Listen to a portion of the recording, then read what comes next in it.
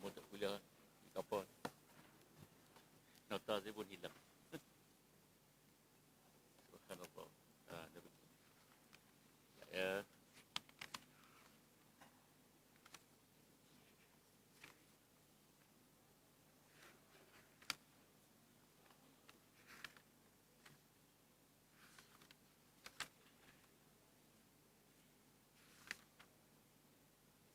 Tak jumpa tuan-tuan, tanda saya. Siap.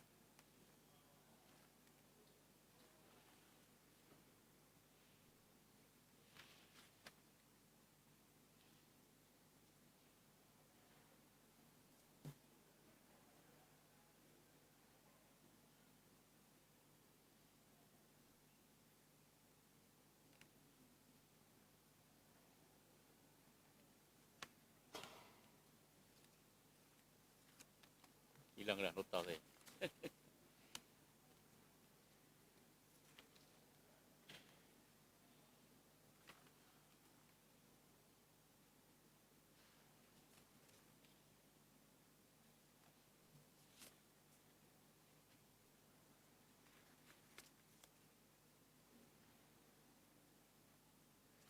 Tak apalah, mana yang ada daripada saya ni, insyaAllah.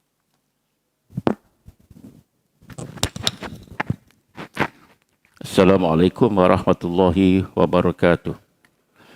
Bismillahirrahmanirrahim. Alhamdulillahirabbil alamin wa bihi nasta'in. Asyhadu an la ilaha illallah wahdahu la syarikalah wa asyhadu anna Muhammadan abduhu wa rasuluh. Subhanaka la ilma lana illa ma 'allamtana innaka antal alimul hakim. Wa la haula wa la quwwata illa billahil aliyyil azim. Rabbi shrah li sadri wa yassir li amri wahlul 'uqdatam min lisani yafqahu qawli. Allahumma faqihna fid din wa 'allimna ta'wil. Allahumma inna nas'aluka al-huda wat tuqa wal 'afaf wal ghina. Yang saya kasihi Tuan Imam dan juga barisan ahli dan kuasa Masjid At-Taqwa, tuan-tuan dan puan-puan para jemaah yang dirahmati dan dikasihi Allah Subhanahu wa taala. Alhamdulillah, tinggi-tinggi syukuran kita panjatkan kepada Allah Subhanahu Wa Taala. Saya rasa dah 2 slot saya tak datang kemari kerana ada pertembungan dengan program pihak masjid. Saya pun baru balik daripada mengerjakan umrah ni. Balik saja, lepas tu ada jemputan keluar kawasan. 4 hari di luar kawasan. Baru balik malam. Lepas tu pagi time, malam tadi ada kuliah. Cari nota pun kalang kabut. Ini subuh lagi ya. Saya dah tanda malam tadi. Malam pun pukul 1 baru ada kesempatan. Baiklah. Sebelum saya memulakan tajuk kita pada hari ini, saya nak berkongsi sedikit sajalah ya. Saya rasa pengalaman tuan-tuan pun sama dengan pengalaman yang saya lalui. Mereka yang pernah menunaikan umrah atau menunaikan ibadah haji. Ya. Kali ini agak beranan sikit kerana saya perhatikan, saya lalui jemaah cukup ramai. Siapa yang berbalik Mekah dia tahulah. Kalau tawaf tu lebih kurang tawaf orang haji lah tuan-tuan. Sa'i pun samalah. Siapa yang tidak kuat badan, tak kuat semangat, tak kuat kaki dan sebagainya, memang macam-macam hal boleh berlaku. Saya tak yang umrah pertama tu yang wajib tu saya buat semula bawah dan sa'i dan sebagainya. Yang kedua tu tawaf macam biasa, sa'i tu terpaksalah naik skuter. Sedap juga naik skuter tu. Tapi yang saya nak kongsi ialah bila kita sampai ke Madinah, kita nak masuk dalam ke Raudah, dia ada satu aplikasi yang kita kena apply kan, iaitu nusuk. Maknanya bila kita daftar, kita terpaksa berbaris di luar di pekarangan Masjid Nabawi itu. Saya perhatikan lautan manusia di luar sana untuk menunggu giliran masuk. Jadual saya dalam tu ialah pukul 17, maknanya pukul 5 petang. Jauh daripada tempat saya duduk tu, pintu 327. Saya kata dekat 2 km berjalan kaki tu. Dan keadaan kaki saya yang tak berapa sehat, saya rempuh jugalah tuan-tuan. Kerana cinta kita pada Rasulullah SAW nak masuk ke dalam Raudah. Apa yang terfikir di hati saya ialah manusia begitu sekali teruja untuk masuk dalam ke taman syurga Allah Subhanahu wa taala. Harapan saya mudah-mudahan selepas mereka masuk ke taman syurga Allah itu, taman syurga di Masjid Nabawi itu, bila mereka kembali ke tanah air mereka, mereka datang jugalah ke taman-taman syurga, iaitu majlis ilmu. Taman syurga ada 2 tempat ya. Satu di Raudhah, satu lagi di majlis ilmu. Kalau kita sanggup datang, mengeluarkan tambang dan seumpamanya dengan begitu banyak wang, dengan keadaan penat lelah, sanggup berbaris panjang dan keadaan panas terik. Panas tuan-tuan. Mengapa kita tidak mahu berkorban sedikit saja datang untuk menghadiri majlis ilmu? Di sini ialah taman-taman syurga yang sepatutnya kita ambil kesempatan. Kita pergi ke Mekah, ke Madinah tu mungkin 4 tahun sekali, mungkin 5 tahun sekali, mungkin seumur hidup sekali. Tapi di masjid ini atau di surau-surau kita, setiap hari ada taman. Tapi selalu kita abaikan. 2 perkara itulah saya nak kongsi sedikit saja. Kemudian yang keduanya ialah saya menziarahi di perkarangan Masjid Nabawi itu. Sebenarnya itu ada satu masjid yang kadang-kadang jarang diceritakan oleh para mutawif, atau kita mungkin kekurangan fakta sirah sejarah. Itu ada satu masjid namanya Masjid Ijabah. Masjid Ijabah itu adalah masjid di mana Rasulullah bila solat sunat Aidilfitri, Hari Raya dan sebagainya, itulah tempat dia bersolat Rasulullah, kerana tempat tu terbuka.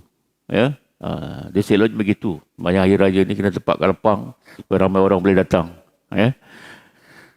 Dan situ jugalah Nabi solat, mohon turun hujan musim kemarau pada masa itu. Dan di situ ada 3 doa yang Nabi panjatkan kepada Allah Subhanahu wa taala. Dan 3 doa itu, 2 Allah kabulkan, Allah ijabahkan, dan satu tu kata ulama sampai sekarang nampaknya macam belum tertunai. Yang pertama, Nabi mendoakan supaya umatnya dijauhi daripada banjir besar, seperti banjir yang berlaku di zaman Nabi Nuh alaihi salam. Nampak gaya kita banjir, tapi taklah sampai banjir di zaman Nabi Nuh. Banjir macam mana pun, 1 hari, 2 hari, seminggu dah habis. Zaman Nabi Nuh tu lain banjir dia. Alhamdulillah Allah kabulkan doa Rasulullah sallallahu alaihi wasallam. Yang kedua ialah minta umat kita, umat Muhammad ni dijauhi daripada musim kemarau yang dahsyat, menyebabkan kematian, kesengsaraan dan sebagainya. Kita musim kemarau juga musim panas, tapi tidaklah kemarau itu menyebabkan banyak orang mati, terdampar di tepi jalan kerana terlalu panas. Alhamdulillah Tuhan kabulkan doa Rasulullah sallallahu alaihi wasallam.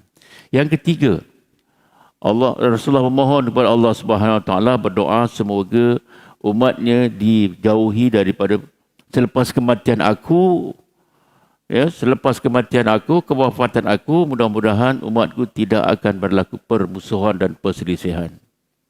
Nampak gaya? Itulah hidupan kita sekarang. Sentiasa bermusuh, sentiasa berselisih. Benda kecil pun bergaduh. Sikit-sikit mahkamah, sikit report polis. Padahal benda itu benda kecil je. Suami isteri bergaduh, jiran bergaduh, dalam FB bergaduh, dalam media sosial bergaduh. Jadi hidup kita penuh dengan perselisihan dan pergaduhan. Nampak gaya itu? Wallahualam. Bila Allah nak kabulkan doa Rasulullah itu, tapi ternyata di hadapan kita sekarang ini, kita hidup dalam penuh perselisihan dan pergaduhan. Yang kita tak tahu bila akan berakhir, ataupun mungkin sampailah ke hari kiamat, na'udzubillah. Tapi itulah realiti yang berlaku dalam masyarakat kita. Kemudian saya nak kongsi juga tentang peristiwa di Taif.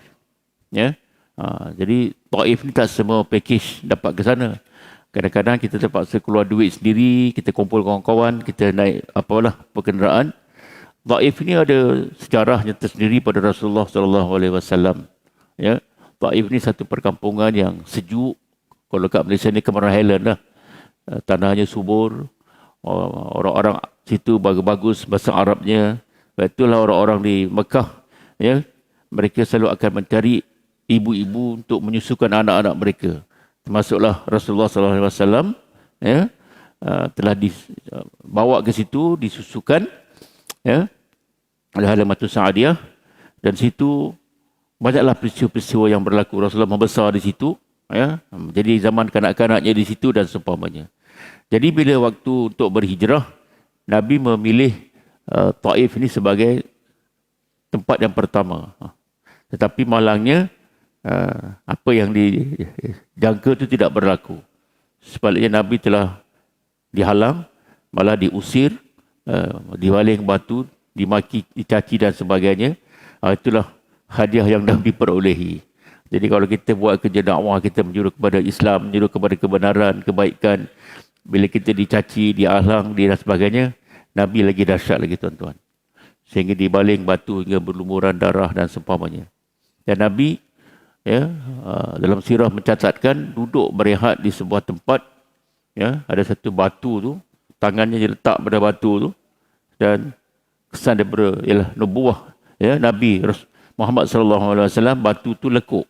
Dan sekarang pun ada lagi batu tu lekuk, kesan daripada tempat Nabi tu, ya, menghilangkan rasa telah penat, rasa duka cita dan seumpamanya. Maka pada ketika itu datanglah Jibril. Jibril datang bersama dengan malaikat yang Allah tugaskan menjaga bukit dan gunung. Dia offer pada Rasulullah, wahai Muhammad, aku datang bersama aku ni, Jibril kata, malaikat yang menjaga gunung, jaga batu, menjaga bukit. Bukit Uhud tu dia jaga tu. Kau cakap je apa kau nak. Kau akan minta supaya malaikat itu angkat bukit tu, hempap aja dekat penduduk Taif. Dia ada mati semua. Ya? Tapi Nabi kata tak payahlah. Mereka itu adalah kaum yang tidak mengerti. Mudah-mudahan generasi-generasi baru yang dilahirkan selepas ini adalah mereka yang memahami Islam, dan Taif akan menjadi bumi yang subur untuk dakwah Islam di masa depan. Dan juga sampai sekarang kita tengok, ya, ada satu masjid yang besar di situ, ialah Masjid Ibnu Abbas. Ya. Bila Nabi berehat di situ, ya, beliau didatangi oleh seorang manusia yang bernama Ibnu Abbas. Dia dengan seorang tuan punya kebun kurma. Ya, diberi makan kurma tu supaya Nabi nampak bertenaga sikit. Ya. Bila dimakan, Nabi pegang kurma tu, Nabi membaca Bismillahirrahmanirrahim.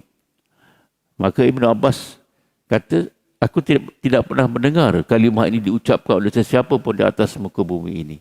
Bismillahirrahmanirrahim. Ya, asbab daripada itulah Ibnu Abbas telah memeluk Islam. Ya. Jadi banyak perkara-perkara sebenarnya kalau kita rajin menelusuri, ya, bila kita ziarah makam Rasulullah dan sebagainya, banyaklah perkara-perkara yang sepatutnya menaikkan kecintaan kita, kasih kita kepada Rasulullah dan pada Islam itu sendiri. Ya. Ini sebagai oleh-oleh yang saya nak pesan pada diri saya dan para jemaah yang dirahmati Allah. Ya. Nabi ditinggalkan dengan dua perkara yang sangat hebat, iaitu sunnah, meninggalkan kita pada kita sunnah, dan Al-Quran. Jadi perbanyakkanlah kita mengingati Nabi dengan banyakkan kita berselawat ke atas Rasulullah sallallahu alaihi wasallam, dan perbanyakkanlah baca Quran. Ya. Setengah ulama mengajar kita sebelum kita selawat, kita baca innallaha wa malaikatahu yusalluna 'alan nabi. Ya. Allah pun berselawat, malaikat pun berselawat, maka hendaklah kamu berselawat. Jadi kita berselawatlah. Allah berselawat ke atas Nabi, malaikat berselawat ke atas Nabi. Mengapa kita kedekut sangat, susah sangat nak berselawat ke atas Nabi, nak tunggu hari Jumaat? Hari Jumaat tu demam, tak berselawat dah kita. Ya? Sentiasalah kita membasah lidah kita dengan berselawat ke atas Rasulullah sallallahu alaihi wasallam. Baik, itu saja tuan-tuan, ya. Mudah-mudahan ada keberkatannya pertemuan kita, ya, apa yang saya nak kongsi pada tuan-tuan pada pagi yang mulia ini. Baik, kita masuk pada tajuk, ya. Sebenarnya saya bukan berhajat nak bercakap tajuk ni. Tapi ada tajuk lain di belakang tu, nampak lebih. Tapi tak apa, saya tebuk dulu tajuk ni. Tajuknya ialah kewajipan suami terhadap isteri. Bab 94. Ya. Dah ujung-ujung ni. Dia sebenarnya 80-an tu. Saya pun tak nampak tadi mana saya terlipat. Kewajipan suami terhadap isteri. Selalu orang sibuk, isteri nusus lah, isteri tak laksanakan tanggungjawab lah. Sedangkan kadang-kadang suami itu sendiri pun tidak melaksanakan kewajipannya kepada para suami. Ya. Jadi para suami yang ada di hadapan saya, juga para isteri kepada para suami yang datang pada malam ini, ya. Marilah sama-sama kita hayati dulu sepotong ayat Quran dalam surah An-Nisa yang dibacakan oleh imam nikah selalu tu. Sebelum dia akad nikah, sebelum memberikan khutbah nikah, dia akan membaca ayat ni. A'udzubillahi minasyaitonirrajim. Ya ayuhan nasu taqu rabbakumul ladzi khalaqakum min nafsin wahidah wa khalaqa minha zawjaha wa bassa minhuma rijalan katsiran wa nisaa. Wattaqullaha allazi tasaaluna bihi wal arham. Innallaha kana 'alaikum raqiba. Wahai sekalian manusia, takutlah kamu kepada Tuhanmu yang menjadikan kamu dari diri yang satu dan menjadikan pasangan daripadanya. Dan daripada keduanya berkembanglah lelaki dan perempuan yang ramai. Dan takutlah kepada Allah yang kamu saling meminta dengan menyebut-nyebut namanya. Dan takutlah akan memutuskan silaturahim. Sesungguhnya Allah amat mengawasi kamu. Jadi ayat ini memberitahu kepada kita, kita lahir dunia, pertama sekali beritahu kepada kita, takutlah kepada Allah. Jangan berani-berani melawan Allah. Jangan berani-berani melanggar apa arahan-arahan Allah Subhanahu wa taala. Ya. Kemudian Allah mengingatkan pada kita, kita dulu lahir daripada rahim ibu kita seorang diri. Ya, lahir-lahir bujang. Tak ada lahir, walaupun dia berkembar, tapi kembar itu bukan kira pasangan dia, itu kembarnya. Kita lahir seorang diri, lahir bujang. Kemudian Allah temukan kita dengan pasangan kita dengan izin Allah Subhanahu wa taala. Yang suami dapat isteri, isteri dapat suami. Itu semua dengan izin Allah Subhanahu wa taala. Bukan sebab kita ni handsome, bukan sebab kita banyak duit, bukan sebab kita berpengaruh dan sebagainya. Jelas ayat itu memberitahu kepada kita, dan aku menjadikan pasangan daripadanya. Olah jodoh tu ketentuan Allah Subhanahu wa taala. Dari situ berkembanglah. Kita ada anak lelaki, anak perempuan. Jadi bila Allah beri kita cahaya mata lelaki, perempuan dan sebagainya, maka takutlah kepada Allah. Kerana anak itu amanah. Isteri itu amanah. Takutlah kepada Allah yang selalu kita sebut-sebut namanya. Bila kita mohon kepada Allah, kan kita sebut, Ya Allah, Ya Rahman, Ya Rahim, Ya Fattah, Ya Alim. Macam-macam kita sebut nama Allah. Merayu-rayu kita, ya, kerana menyebut nama Allah Subhanahu wa taala. Memohon apa yang kita hajatkan. Dan dalam masa yang sama, Allah mengingatkan kita, janganlah kita memutuskan silaturahim di kalangan ahli keluarga kita khususnya. Kerana sesungguhnya, innallaha kana 'alaikum raqiba. Allah mengawasi kita. Tengok, garang betul lah bapa ni. Kasar betul lah bapa ni. Bapa tapi kasar. Bengis. Garang. Dengan kawan mereka main lembut lagi. Maafkan kesalahan senang dengan kawan. Tapi dengan isteri, dendam tak sudah. Dengan anak, menyimpan dendam yang tidak sudah. Inilah saya nak bincang sedikit tentang kewajipan suami terhadap isteri. Seorang suami mempunyai beberapa kewajipan terhadap isteri. Kalau tak mau memikul kewajipan, bujanglah sama hidup. Antara lain, menggaulinya dengan baik. Kataan menggauli itu mempunyai makna yang dalam. Kalau kita buat apa? Buat cekodok ke, buat lempeng ke, buat jumput ke, buat apa, tepung itu digaul. Diuli. Digauli dengan baik supaya kalau buat lempeng tu cantiklah. Buat cekodok tu cantiklah dia. Buat apa-apa pun cantik kerana kita berjaya menggauli airnya, garamnya sedikit dengan tepungnya dan sebagainya. Dan bila kita sajikan dalam bentuk makanan, makanan itu menjadi bagus, enak dan sedap. Iaitu pesanan dalam kitab ini, Imam Al-Ghazali menyebut, hendaklah menggaulinya. Nya tu siapa? Isteri kita. Gaul dengan baik. Cakaplah bahasa elok-elok. Janganlah mentang-mentang isteri kita dah gemuk. Dia panggil gemuk. Gemuk, mariap. Panggil gemuk. Dulu panggil sayang. Kan panggil hoi. Jawa lagi teruk. Oh maknya. Sejak bila pula aku jadi anak kau? Panggil maknya lah. Panggil itulah. Itu terpulang lah. Tapi bagi saya itu tak cantik lah tuan-tuan. Tak cantik. Tak romantis lah. Dan menahan diri atas perangainya. Ini peringatan Imam Al-Ghazali. Tadi menggauli isteri kita dengan baik. Yang kedua, menahan diri kita sebagai suami atas perangai yang kadang-kadang menyakitkan. Sebab apa? Sebab atas kependekan akalnya. Ini bukan saya cakap tuan. Imam Al-Ghazali yang sebut ni. Perempuan ni rambutnya panjang. Akalnya tak panjang. Pendek. Sikit nak marah.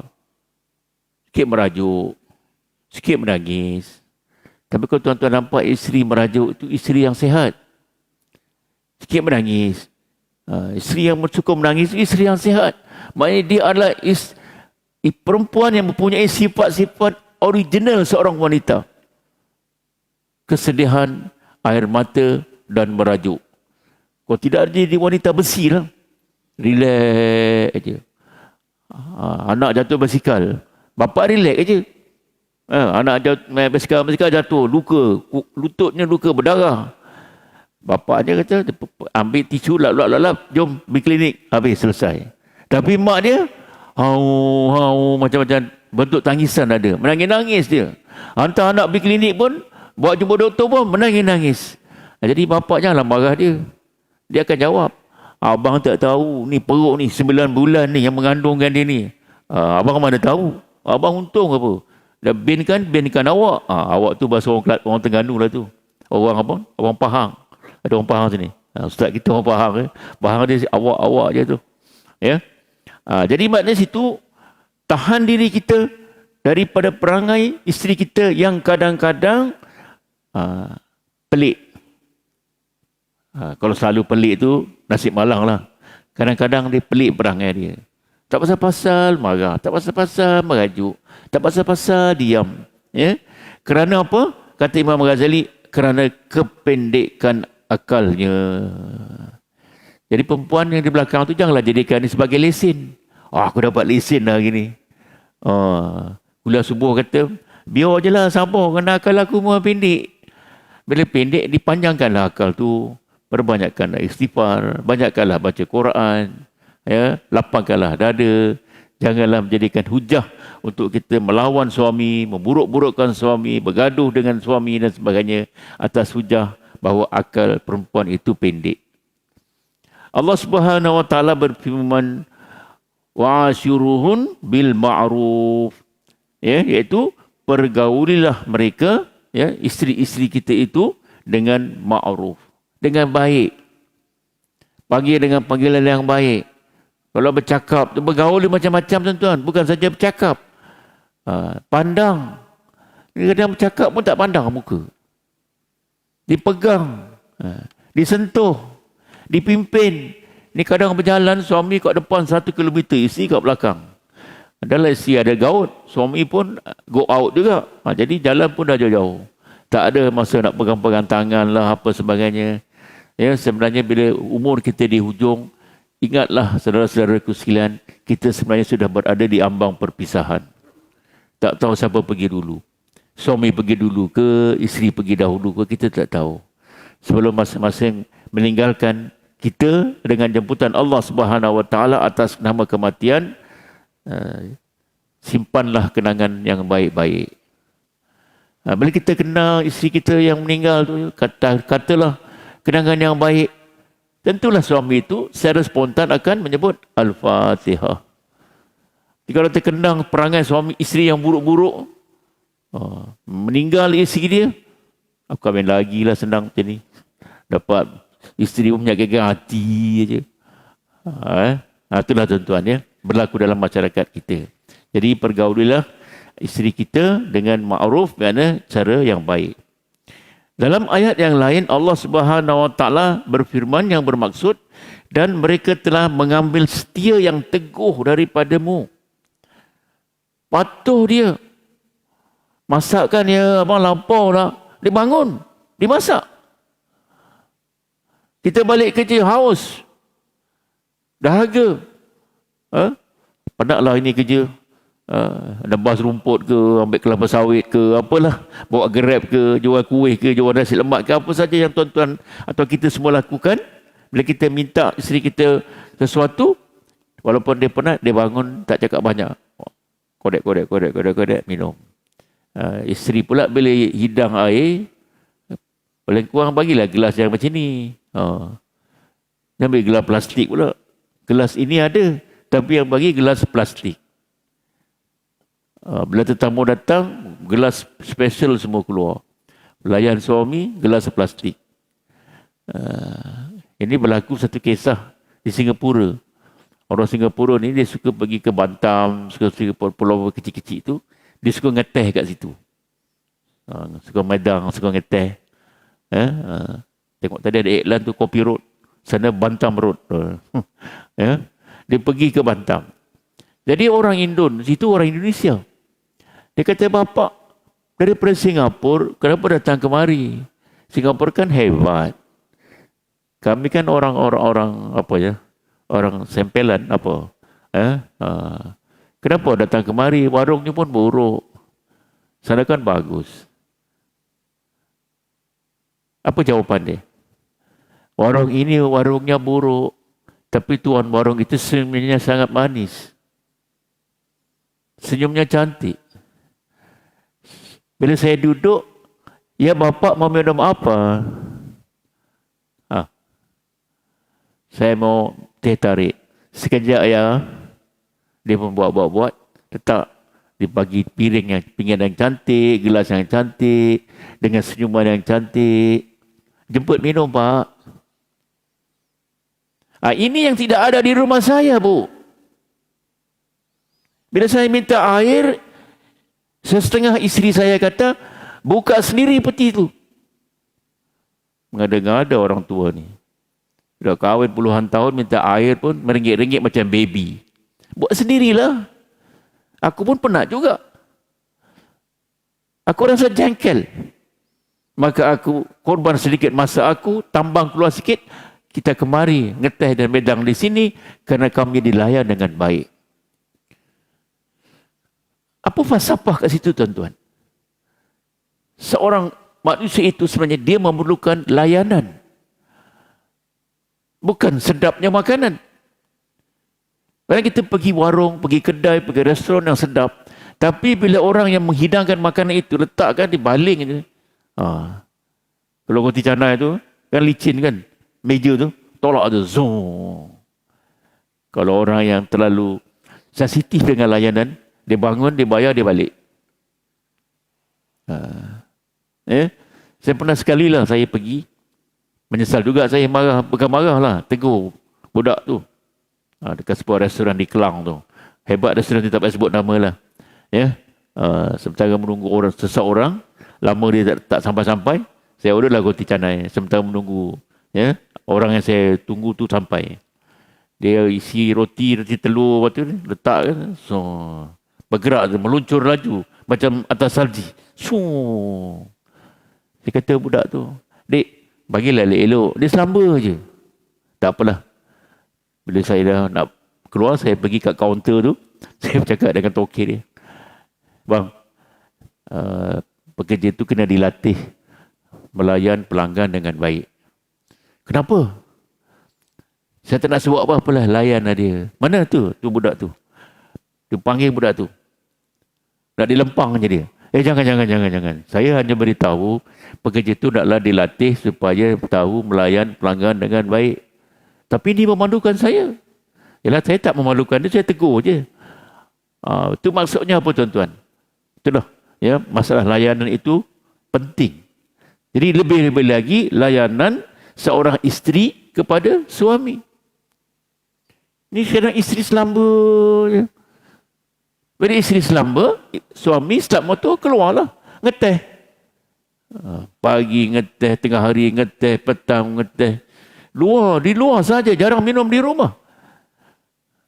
Kalau tuan-tuan cam lah kan, ada warung yang digemari oleh lelaki ni kan. Pukul 8 muka dia, pukul 10 muka dia, pukul 3 muka dia. Lepas isyak masjid kan muka dia. Malah hebat lagi, pukul 1 pagi pun muka dia juga kat situ. Masya Allah. Jadi kalau ada macam tu, kesianlah. Ya. Jadi kita kena ingat, ya, wanita-wanita yang baik ni, yang soleha ini, ya, Allah mengingatkan pada kita, mereka telah mengambil setia yang teguh daripada kamu. Kalau tuan-tuan berhajat dengan dia, ada hajat, dia pun layan. Sedangkan dia pun penat, kita pun penat. Contoh, tu dia mengambil setia. Kita nak keluar, baju kita berkedut, terus serekakan baju. Dia pun sereka elok. Nak pergi cari minyak wangi tak jumpa, nak pergi masjid, dia pun buka almari, mana minyak wangi ni. Dia pun semburkan. Jadi benda itu kena dibalas oleh suami dengan menggaulinya dengan baik. Oh, dah syuruk ya, sekejap saja. Ya, menggaulinya dengan baik.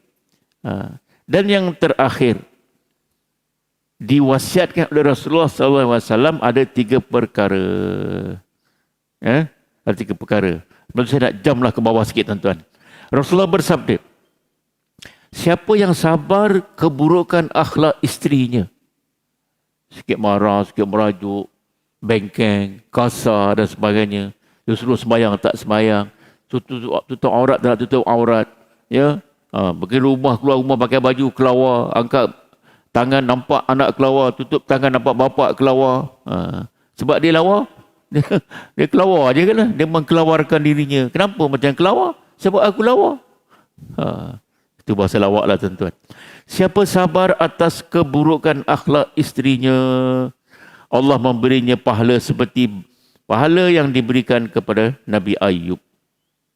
Ya, jadi isteri-isteri, suami-suami yang dapat suami macam tu, dapat isteri macam tu, sabar je lah. Kerana dapat pahala seperti mana pahala Nabi Ayub alaihi salam.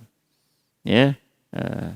Dan siapa sabar atas keburukan akhlak suaminya, Allah memberinya pahala yang besar seperti pahala Asiah, isteri Fir'aun.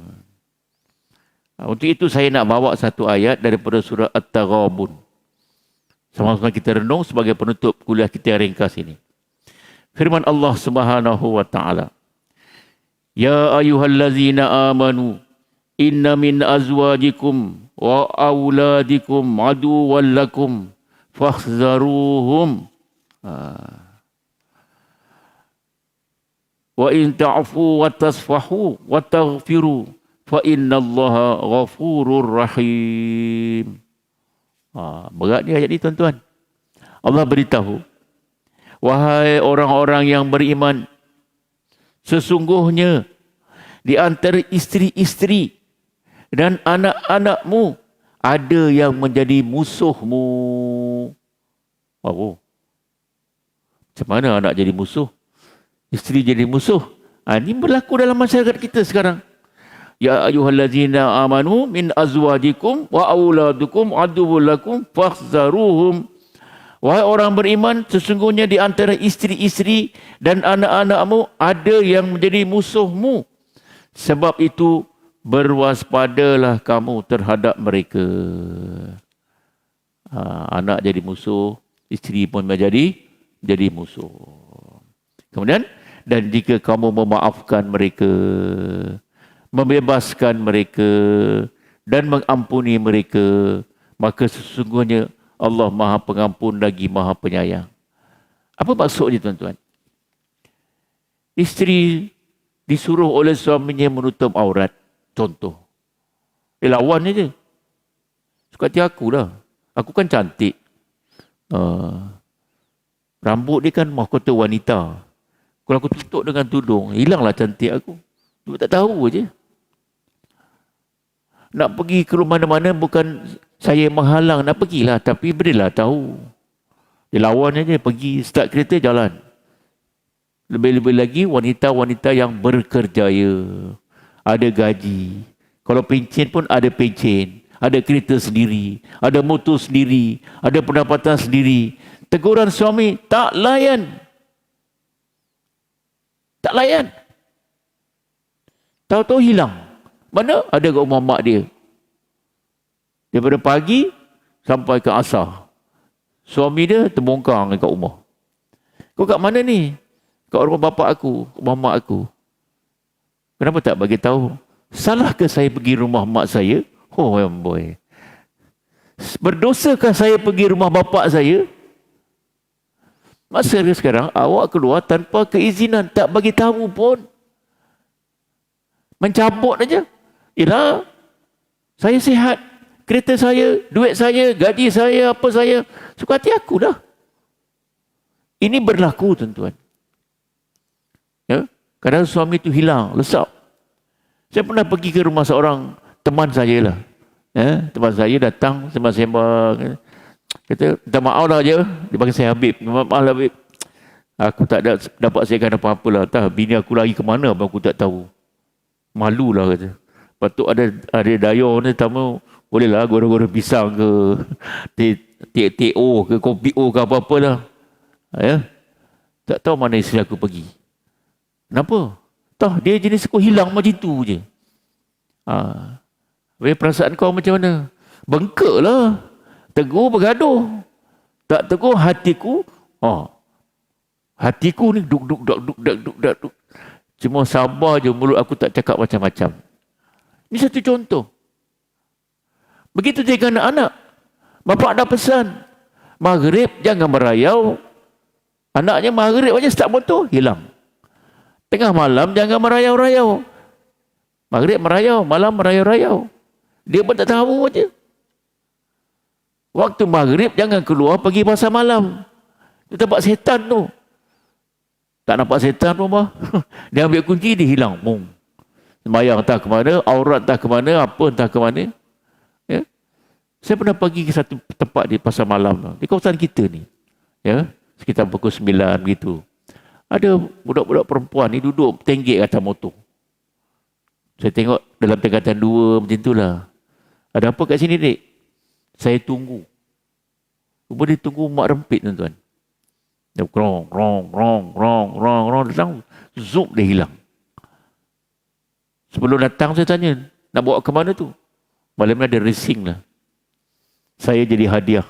Kalau dia menang, hadiahnya bersama dengan saya. You. Tak takut ke? Takut apa? Saya nak test saya ni perempuan sihat ke perempuan tak sihat? Perempuan subur ke perempuan tak subur? Habis kalau mengandung mana saya subur dah. Berani tuan-tuan. Daring betul. Anak-anak gadis zaman sekarang. Ya. Dulu saya baca satu buku, satu tulisan di Amerika.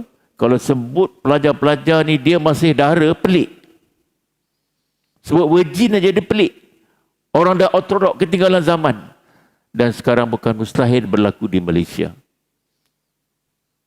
Ya, itu bukan dia punya perjuangan dia. Itulah. Itu semua Allah dikatakan anak-anak kita akan menjadi musuh. Di rumah tak solat. Tak nak mengaji. Bapaknya pun 2 kali 5 juga. Anak-anak menjadi musuh kepada bapa dia. Isteri-isteri menjadi musuh kepada suami dia. Perintah-perintah Allah yang diminta dilakukan tak dibuat. Isteri ni rajin. Dalam bab ibadat ni memang rajin. Lelaki kalah tuan-tuan. Puasa, rajin dia puasa. Tak minta izin pun dengan suami. Taklah ni. Bang, nak puasa 8 bulan Syaban ni. Rajab ni nak puasa lah. Dia tak bagi tahu pun. Ya? Bila suami bangun-bangun, jom kita medan kita ngeteh pergi Kopi Road, ada iklan tu kan. Ya, aku puasa lagi ni. Tak tahu pun. Kalau suami yang cerdik tu dia bengkak, dia marah. Puasalah, kau puasa. Aku yang dapat pahala. Suka tingkau lah. Tu isi suami yang hebat tu ya. Kau nak puasa suka tingkau lah. Kau nak puasa tak bagi tahu aku. Puasa tu kan bagus. Betul. Meminta izin suami tu lagi bagus. Di Islam ni ada kaedah dia. Bukan secara ibadah membuta tuli. Ni kalau nak zero rate tu weird aja. Tak dipedulikan suaminya. Dah sarapan ke, lapar ke, nak makan ke, apa ke dan sebagainya. Ya, ini ialah trend wanita akhir zaman.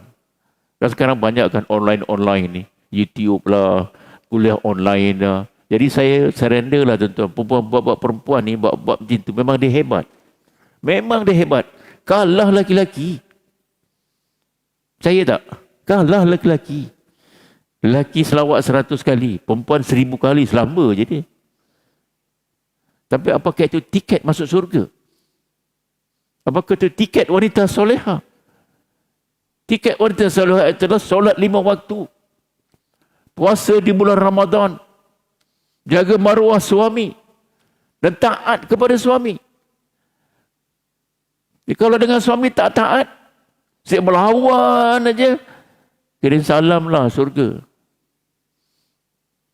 Sebab tu kunci isteri masuk surga adalah redha suami. Ni kes ni banyak berlaku tuan-tuan. Kita ramai kawan-kawan kan. Dan pergi jarang sama dia, pergi rumah. Banyak kawan-kawan kita orang sini. Sembang-sembang. Isinya ke mana? Entah. Tadi dia kata nak pergi Muhammad dia. Pula dah. Tak balik-balik pun. Aku dah lapar ni. Tak balik-balik. Tapi tak tanya. Tanya kan bergaduh. Salahkah aku pergi Muhammad aku? Itulah benda-benda yang kesilapan yang sama ada disengajakan ke, jahil ke, tak ada ilmu ke. Wallahualam. Tapi suami harus sabar. Maafkan ajalah.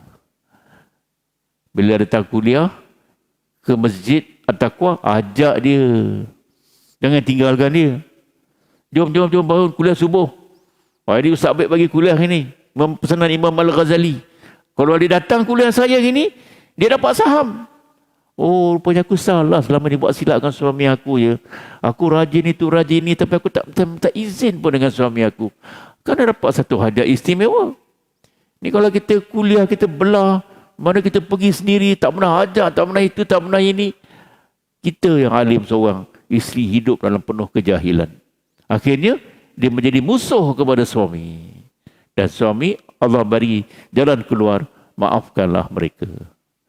Maafkanlah anak-anak kita. Ya, kadang masa tak mengizinkan, waktu syuruk dah melampaui, ya, kita pernah ada banyak urusan lain. Saya pernah ada banyak jemputan lagi ni. Di luar kawasan semuanya. Tak ada cara rehat tuan-tuan ya. Saya balik umrah tu, balik saja. Satu malam tu balik, besok pagi dah ada jemputan ke Kelantan. Terbang ke Kota Baru. Dari Kota Baru ada terbang ke Kuala Terengganu. 4 hari. Balik malam semalam. Balik saja pop surau malam tadi di kuliah. Ustaz jangan lupa yang malam ni malam Jumaat ya. Tengok Syekh Anwar ni tanya je. Jadi ke tak jadi? Jadi ke tak jadi? Ya, jadilah tu insya-Allah ya. Itulah berkejar-kejaran dan saya juga percaya tuan-tuan pun berkejar-kejaran jugalah. Tapi tak tahu apa yang kita kejar. Kalau yang kita kejar itulah rahmat Allah Subhanahu Wa Taala. Walaupun kita penat, kita letih, hati kita senang bro. Relax je. Yang tak penat ke buat umrah tuan-tuan? Penat tuan-tuan. Lepas tu naik flight lagi, tak penat ke? Dari segi logiknya penat. Ya? Tapi kerana kita buat perkara-perkara yang untuk mencari redha Allah Subhanahu Wa Taala, insya-Allah benda itu hanya sekadar hiburan muzik saja. Ya. Allahu alam. Wabillahi taufiq wal hidayah. Assalamualaikum warahmatullahi taala wabarakatuh. Dan jangan lupa malam ini adalah malam nisfu Sa'ban. Jadi ada banyak perbahasan lah. Ya. Ada mesti nak baca surah Yasin 3 kali. Terpulanglah saya tak nak beri apa-apa komen. Tapi kalau nak baca sampai 3 kali, bacalah dengan tertib. Jangan baca laju-laju. Ya, makhraj entah ke mana, tajwid entah ke mana, dapatnya dosa. Ya. Tapi hujah yang diberi berdasarkan hadis Nabi, Malam nisfu Sa'ban ialah perbanyakkan ibadat, banyakkan berdoa, banyakkan istighfar. Ya, kalau nak baca Quran, bacalah. Saya pastikan yang kita baca itu betul bacaan kita, jangan terkejar-kejar, terlumba-lumba, nak kejar apa pun tak tahu. Ya, dia ada 5 malam tu kan, doa yang malamnya Tuhan akad doa tu, malam hari raya Aidilfitri, malam hari raya Aidil Adha, malam nisfu Sa'ban, malam 27 Rajab dan malam Lailatul Qadar. 5 malam tu. Ya, kita rebutlah malam ni, malam antara malam-malam yang hebat tu. 5 malam tu. Ya, Nabi suruh kita banyak beribadat dan berdoa kepada Allah Subhanahu Wa Taala. Ya, terpulanglah tu nak baca Yasin pun ibadat juga. Ya, tapi pastikan bacaan kita itu tertib. Ya, jangan langgau saja nak dapatkan 3. 1 pun cukup kalau kita baca dengan baik. Satu-satu kita baca. Bagi saya lah lebih bagus daripada kita baca 3 kali tapi semput kelang kabut dan pukang bacaan kita, ya. Wallahu a'lam. Itu sekadar pendapat saya. Saya bukan mufti untuk keluarkan fatwa. Sekadar pandangan saya sahaja. Perlulah pada kebijaksanaan pihak masjid untuk mengendalikannya. Wallahu a'lam. Wabillahi taufiq wal hidayah. Assalamualaikum warahmatullahi wabarakatuh.